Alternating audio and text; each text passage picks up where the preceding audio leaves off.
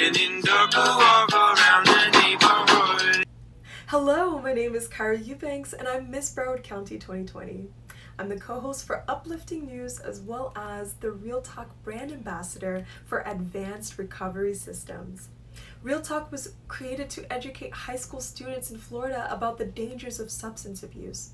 This year, Miss Florida will present to high school and college students.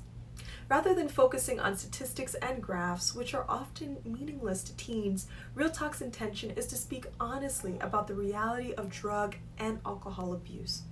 We also want to empower those who are struggling with substance use disorder to come forward and seek help both safely and confidentially.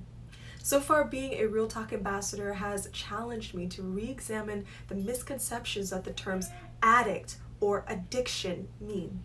My first interview with Blake Cohen, co-founder of Next Level Recovery Systems, during our conversation he introduced the difference in connotation between an addict and someone who is overcoming a substance use disorder.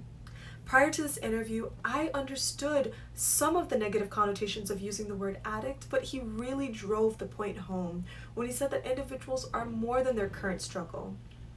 Using terminology is so important because it really impacts how we perceive an individual, a situation, or an event. Using the terminology of someone who is overcoming a substance use disorder also changes and reminds us that the person is still an individual with unique and wonderful identities that extend well beyond their current or present state. A subject matter expert in this area, Blake Cohen is a certified addictions professional through the Florida Certification Board, a certified life coach, has a bachelor's degree in psychology from Florida Atlantic University, and is currently earning his master's degree in leadership from Nova Southeastern University. So getting to hear his perspective on why he substitutes the word addict for the above terminology has influenced my own vocabulary and the way that I speak, especially when representing Real Talk as a brand ambassador. I am definitely someone who truly enjoys learning, and I identify as a lifelong learner first and foremost because there's always so much to learn.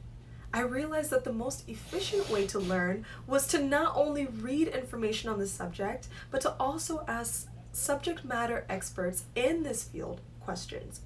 I recognize that this would provide even more resources for me to be able to grow as a brand ambassador, as well as to use this year to become more engaged with community leaders in the fields or the areas of substance use awareness and recovery.